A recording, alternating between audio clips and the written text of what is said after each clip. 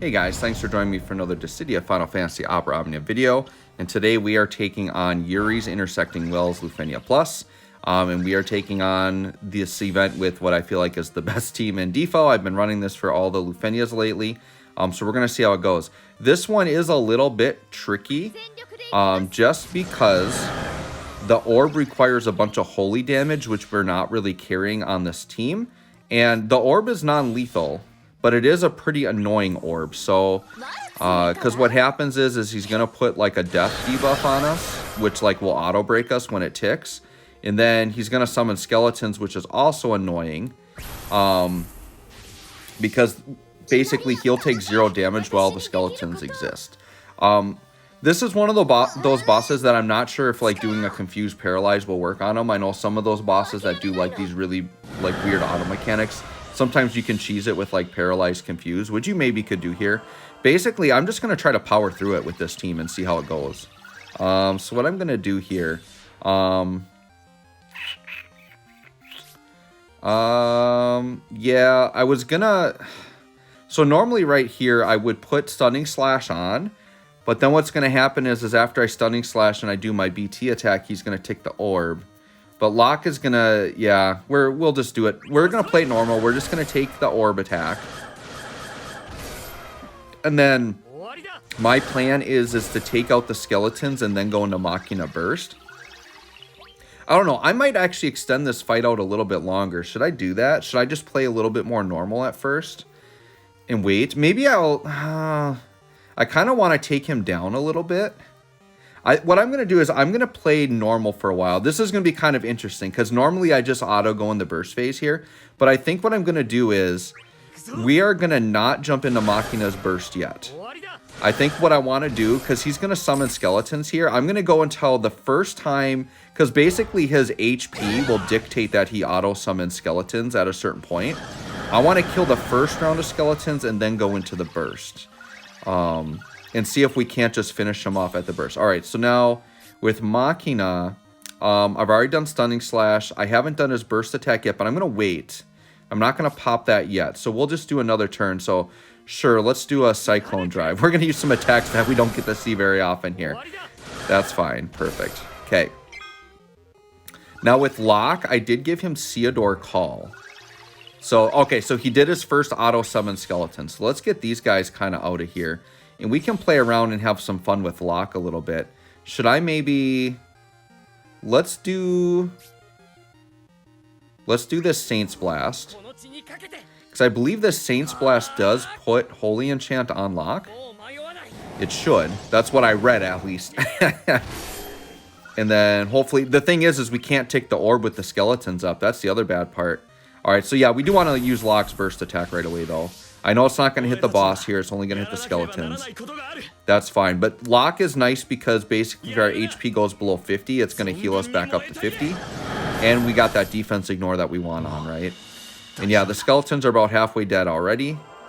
Yeah, this is a pretty tricky orb they gave us on this one. Okay, so that did tick the orb. Perfect. Okay, so we don't have to hit the boss. We can just hit any enemy. So that's good to know. So Locke right now is going to be helping us with the orb. We're going to go ahead and put our AA on with Garnet. Make sure we're getting maximum Brave gains. Sure, we'll take the free follow-up there. And you know what? I might just pop Garnet's LD again just to top off our health here. We don't really have to be shy about skills because, like, once we get going, this boss is going to melt. And so what I will do on this next turn, I think I will pop Machina's burst attack. And then the next time Machina pops up, we will go into his legit burst phase. So sure, let's go ahead and pop... yes, let's pop Illuminating the Future here. It is really annoying that the orb ticks down 2 for every one of our turns.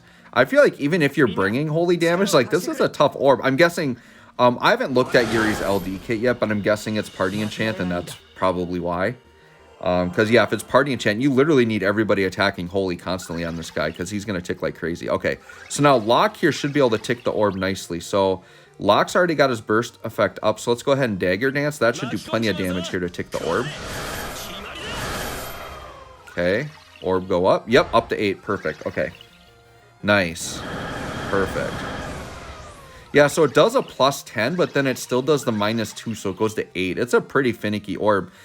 This could be one of the orbs, too, where maybe it actually goes up if the boss takes a turn. We'll see here. With Garnet, yeah, let's just do an Aquamarine here. Okay. And then let's see what happens here. All right, so it's going to Curse Lock. He's going to get the counter. Something else we don't see much in these videos, right? It's kind of nice to actually kind of play with the team a little bit here rather than just go to insta-win mode. Okay, so now what we're going to do is we are just going to put Rain's Call on. And sure, we'll just keep the order here the same. That's fine. We'll keep Locke in front because Locke, I think, has one more turn on his call that we still have the holy damage. And then I did bring Alexander Summon in case I get to the summon and then I'll be doing holy damage there. Realistically, I probably should have just brought Pandemonium to be doing more damage on these launches, but that's fine. All right, so yeah, let's go in the burst phase. Now, what's going to happen is he is going to summon the skeletons mid-turn, which is really annoying.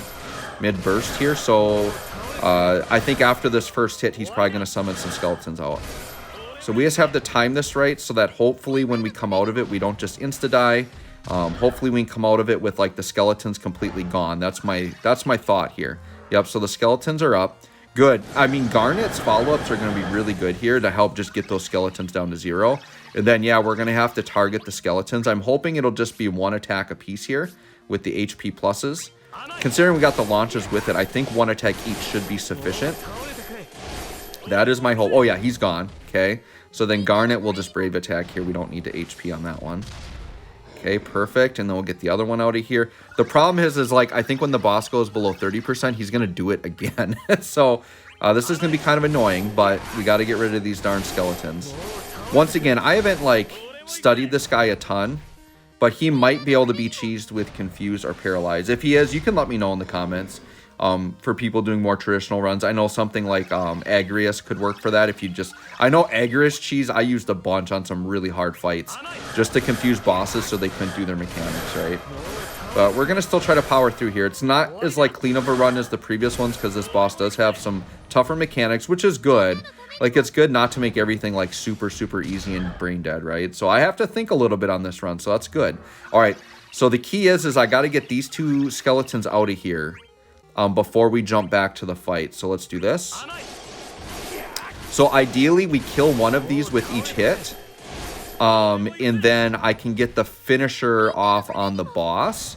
And then hopefully we're at a point where the boss will stop summoning the skeletons and we can just go to town. Okay, that follow-up is nice. That'll help to ensure. So now, yeah, so we should kill this skeleton on this HP plus here.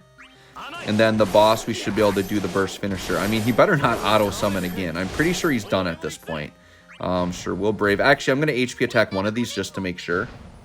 Yeah, we got to make sure we get him down. Okay, perfect. All right, so we got him canceled. We're going to get the burst attack here. And then Locke.